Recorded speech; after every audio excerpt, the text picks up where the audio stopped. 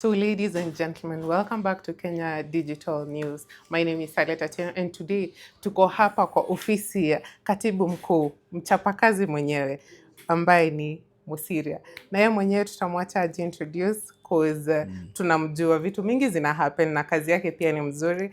Karibu sana. Ya, asante. Kwa majina anaitwa Geoffrey Mosiria, katibu mkuu wa mazingira ya gatuzi la Nairobi. Asanteni kwa kunitembelea. Asante pia. Nilikuwa nielekee kazini kwa sababu hii ni 5 but there's a lot on my table, there's a lot on the ground. But you're doing a good job, by Asante sana. Najua as a young person, just work hard because you don't have another godfather. For the sure. only godfather I have is my work. And I believe we can change society as young people and make it better than we found it. For sure. Yeah. How long has it been you being on this seat?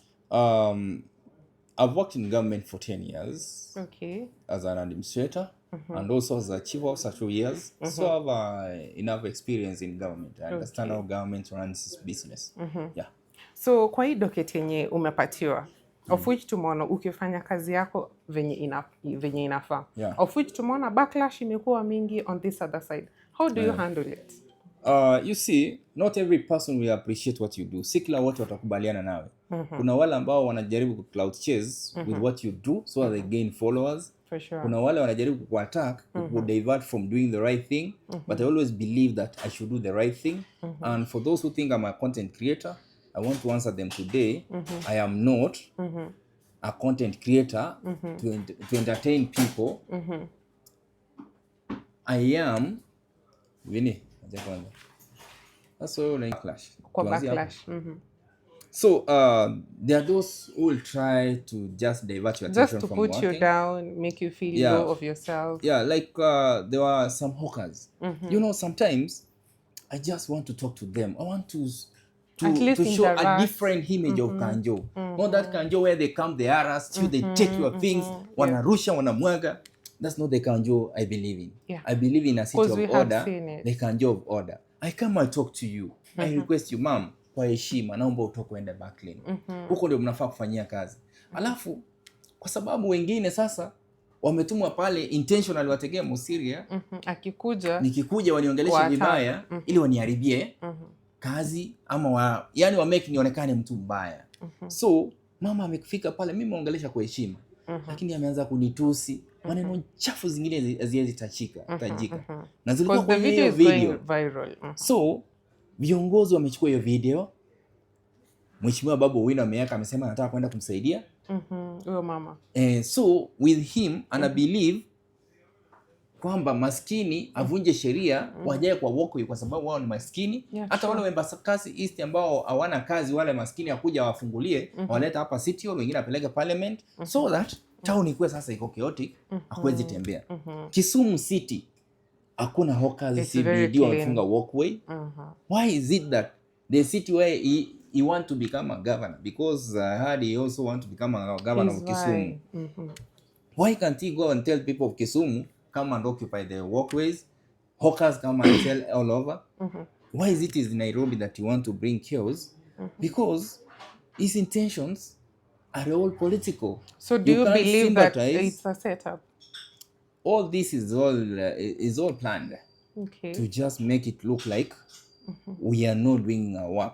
Because you're being petty. Yeah, me, I'm not that person who will entertain people doing wrong things. Because I've seen the comments from Kenyans when you wanna believe that maybe in Nairobi we need to have that beautiful Nairobi. Yeah, we need a city. You guys are doing right that. Now you cannot go to River Road because there's confusion, hawkers all over. People are even pickpocketing and stealing from innocent city residents. People, visitors cannot even go to River Road. Beyond Moi Avenue, going downtown, you cannot walk. It's like a market. It's like Kikomba market. Wasichana kama ukienda huko saizi mwanadada, wanaume wanakusurround, wanakushika kila mahali. Wanakuwa harass. You see? That's what they want. You know, sometimes I ask myself, does it mean in Kenya we don't have people who can celebrate people doing good things? They only look for those bad things which are trending on social media so that they can attack you with that. They can use it to just bully you online. Because I've been bullied as a man and nobody has come out to defend me and for doing the right thing. Very strong. Now, I'm asking myself, is it that we, the Kenyan, we have lived in systems which are rotten, things that are being done in an illegal way? We have glorified poverty to look like if someone is poor, that person should be allowed to break the law. Right now, a poor person will go and kill you, take your money because he's poor, and you are a rich man, he kills you and take your money, and we say that's a poor man, it's his right, forgive him. So they want us to just normalize an illegality and say that poverty should be legalized for them to break the law because they are poor. No. In all over the world, nobody is above the law. Whether you are poor or rich. For politicians, they are doing it for votes, to win the hearts of these poor people.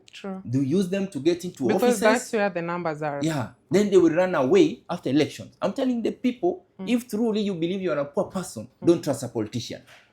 A politician will never help you. Someone who is telling you to break the law, you continue being there. When a new government comes in place, you are being harassed each and every day. Is that the kind of leaders you want? No. Let's have leaders who are telling the people the truth. You are a poor, yes. How can we help you as a person who is down there to grow in the right way, following the law, so that the moment I leave office, you'll never be harassed? Now, he's trying to call those hawkers to go and take photos with him, that he has assisted them. Then he cloud shares online. Just people will say, oh, Mheshimiwa, you are good for PR. You have helped. Why can't he come and help these kids I'm getting out of the streets? Someone paying fare to go to their home. I even spend my salary. Kama saidi mpaka nimefuriza until 27,000. I have no money. Wow. Just helping these people in the streets to leave the street and go back to their homes. It's not that I have enough. Most of these kids have run away from their homes. They are suffering in the streets. They don't have fare back home. And they're willing to go back and be united with their family. They have different stories. You see, when I arrested a sweet family who was stealing a manual cover, then some people are saying, please forgive him. That manual cover already has been stolen. Now is stealing the metallic remains, which holds the cover. That cover, someone falls into it, he steps on it, he'll break his leg. Yeah, true. Then the same people criticizing me that forgive him will say, what is the county government doing? That's your manual. Why was it open? Wow. So we have lived in a country where we have normalized illegality. It's like it's part of our life, it's part of our culture, is right. Even stealing, people believe it's the right thing to do. That's why when you say that you need change of regime, you don't want that government in office, you don't want us serving you in office, first start by yourself, changing your mind, do factory setting in your mind. Start afresh like a newborn baby who want to see things the right way. By so doing, if we all change, then we'll not be complaining of poor governance. Because if you reason, you use your brain, you're not bribed to go and vote for a person, then you will elect leaders who will change society. Not someone who comes, gives you money, he goes, you vote him, then you continue suffering. That's the kind of society we live in, whereby we glorify poverty. We want to make it look like poverty. If you want to survive in Kenya, just behave as a poor person. If you want to survive in Nairobi, play like a mad person, because they are trying to blackmail me that Nairobi is for hawkers and the chokorans. And so, do you ever feel, let me just catch you there. Do you ever feel like you're doing it alone? No, I have support of my boss. Because of the backlash and all that? No, I have support of my boss. And what I'm doing, I'll continue doing it. Even if I'm doing it alone or I'm seen alone, there's also officers supporting me behind the scenes. Because at first, there were comments popping up like you're just doing it for PR, just to show people all that. Let me ask you, arresting a thief, am I doing it for PR? That person we arrest and take him to court. Whatever I'm doing, I'm creating content to educate people. Those calling me a content creator, yes, I'm a content creator, creating content that is educating. True. It's educative content. If I get someone urinating, we arrest this person. We put him on social media so that no other person come and repeat the same mistake. It's creating awareness. It's Yeah, educating true. people. If we find someone doing illegal dumping, we arrest that person within CBD or within the county. We post on social media. We're not doing it for PR. We are doing it to educate people. How will people know that dumping is not allowed in the city? How will people know that stealing is not allowed in the city? How will people know that these dustbins you are stealing, they are meant for those pedestrians who are passing within CBD? That's why we have to document and put on social media. Most advanced countries, they do their enforcement using cameras. True. Kenya is where we still don't want to use cameras because there's corruption involved in it. Me, I use cameras because I'm not corrupt. Tell Babu to tell us, let me use him because he's the one criticizing. Let him show us activities he has done in his constituency, which he has documented in front of the people to see that. Apart from the PR for cameras for people to love him and say that he's A man of the people. A man of the people. It's not for the people. For those who know him like me from the university, I know the kind of person he is. You see, we have leaders, but he's the worst leader you can ever entrust with power. The fight he's having with the county is because he has been denied a chance to steal. To go and steal people's lands using our lands department here. To go and do illegal things using the county. He has been denied that access. And when you see cartels fighting, he's one of the cartels who are fighting the leadership because he has been blocked. So what I'm saying is this, and I don't want to just discuss an individual. Maybe you look for him to give his right of reply. But what I say is this. Because we are curious. Because we don't understand. Maybe you can make us understand, maybe briefly, what really happened between you two. Our differences starts back in Sonu. When I voted against him, I won election. It was leaked in by administration because he had documents implicating management on some dirty deals within the university. So if I was to be sworn in, he was to automatically expose management that everyone was to go down, including the vice chancellor. Wow. So that's why you see he's really fighting me because he has that bitterness. And he made sure in the university, even if you are number one, he'll make sure you are not even put number two. Make sure you are put in a number where they league you until, even if you complain, nobody will listen to you. Me, I know him. He likes playing reverse psychology. He can come, commit a crime, then he comes as a savior to solve that problem, implicating you or another person. So for those who know him, we know him. He has even recruited goons walking in town, purporting to be hawkers. By the way, we heard of that. We saw that clip. We saw that clip. He has recruited goons. He has recruited some switch families to come where I'm on live, on air, to talk things that will suit his game. And do you have evidence? His people, yes. Yeah, his people are the first one to record and post. His bloggers go to the people who posted some of the videos, which they have created drama. It's his people. They're the ones, whenever I go live, they are busy recording me. They have been employed purposely to monitor me, my movement and everything. True. Today, as I was handling some hawkers who have now moved to Huru Park outside, his people were there, his bloggers were there. They are busy looking for me, trying to embarrass me. Why should he focus on me instead of focusing on serving his people? He has employed more bloggers than the people of Embakasi East. ECDF, 90% is going to bloggers and his handlers. Why the people are missing what the services they require to be given. It is said that they are creating job opportunities for the youth. That's not creating job opportunities. That's employing people to bully other people online. True. So he's doing cyberbullying. He has employed so many bloggers. He had a meeting with university students just to recruit bloggers. Instead of mentoring them, he's recruiting goons, online goons, to just support him online, to bully other people who are posting things that are developmental issue and issue-based substances.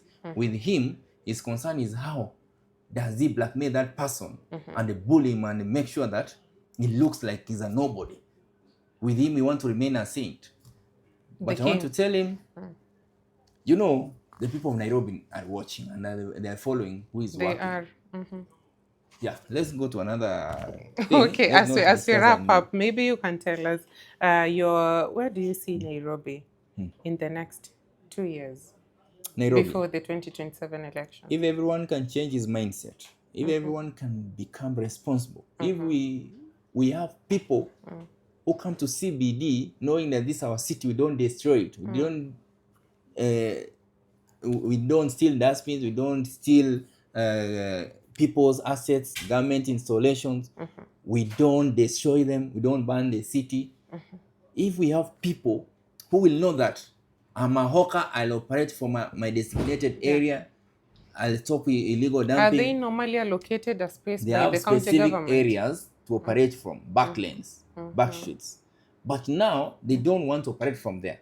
They just come on the frontage, they create drama to attract public sympathy so that they look that they're being humiliated by county officers. But me, my style of working is different. I don't harass anybody, I just talk to them. And those who create drama, you stand for the truth. Those who create drama, I document and put on social media so that people can see how it started and how it ended. Because you're normally very composed. Because it's so hard. I'm a human being. I understand they are trying to earn a living. But when you are earning a living and it's in a dignified way, you know those people, while they're seated there, what if there's a stampede? They'll be killed. People run and step on them. They have young children. Those kids will die. They come with kids as a shield. Those are hired kids, not their own kids. They hire kids to come and use to trade. You know? We have information. Okay. Even these beggars begging on the streets with kids, they hire those kids to come and use them to beg. Someone will tell you my house was closed 1 week ago, but the cup is using to beg. You can see inside it has been used for almost 10 years. Ikona kutu ndani. For ages. Kutu ya pesa iko ndani. It has been used for many years. They are potential beggars. They only need one to want to work. They've identified most of these people, they earn a lot by begging. And I'm asking people, please don't give out this money to the beggars. Okay, how do you suggest we help them? If you want to help him, tell that person to show you his or her house. He lives in a very nice house. True. They don't want you to know that they are just there on a business. I've been documenting them and they have run away. Whenever I put them on my media, those women begging with children, they disappear from CBD because their neighbors, their relatives asking them. That person who was stealing there, pretending to be a mad person, today have received a text from his mother. They want to, he ran away 20 years ago. Wow. Their relatives have been looking for him. They thought he was dead. And the man is here pretending to be mad to survive in the city. You know, if you want to survive in Nairobi, pretend as a mad person. Nairobi shamba la mawe. No, ni shamba la mawe. You pretend like a mad person, you can survive everywhere. You can go, you steal, nobody will bother to touch you because you're a mad person. You will go, beg, nobody will touch you, they think you are a mad person. But this person is normal. Wait, come at 11 p.m., where do they go? Past midnight. They all go to party. Because when they have made money, they go to wash themselves, dress well. They wanatoa nguo za kazi, wanaingia za kupiga sherehe. Wakimaliza, kesho na wapata wamevaa nguo kama chokora au kubwa. Apron. Wakisha kafunga weekend hawapatikanangi, sometimes Sunday hawako. Wanaendanga wapi? Off day. Wale utapata Sunday ni below 10 years. Yeah. Those kids below 10 years. Now those mamas who come with children, hire the children to beg within CBD. And so what I'm saying is this. It's very easy. Law is law. It's not for the rich or the poor. The law cuts across. Let everyone follow the law. Those people doing their business on their walkway, they are blocking the walkway. In terms of environment, they're interfering with the beauty of the city. Let them go to the back lane. Again, they are doing illegal dumping there. Once they generate is just dumped there. Let them go to the back lane. We must restore order in this city. Whatever it takes, we must do it. We must make some unpopular decisions. Many may not like it, but what I know, one day they celebrate me. Today we celebrate people like Michuki for what they did. True. We celebrate Kibaki for what he did. You know, when Moi retired, Kibaki came in office. He made some unpopular decisions. People hated him, but today they are celebrating him. The same way when Kibaki left, Uhuru came as a president. He made some unpopular decision to change the economy and make life better. Many hated him. Today they are saying better Uhuru. Today we have President Ruto. Many hate him. In fact, they hate him so much. They are wishing for But President they wish Uhuru. for another president.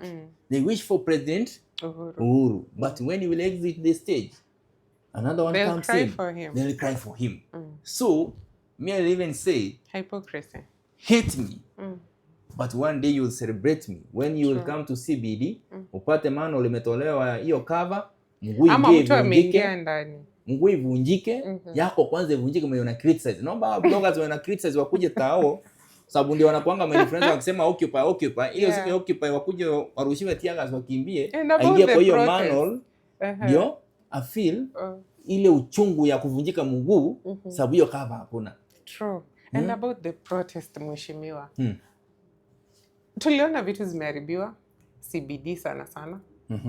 I don't know, nyinyi wenyewe kama viongozi wa hii nchi mko na mipango gani kusaidia hawa wanabiashara? That one, the business community, His Excellency is having meeting with their leadership to see how they can be supported, those who lost their properties.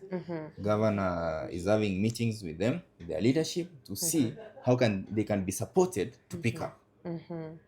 I know there's some support they'll receive, which I don't want to discuss about it because it's not me who's going to make that decision.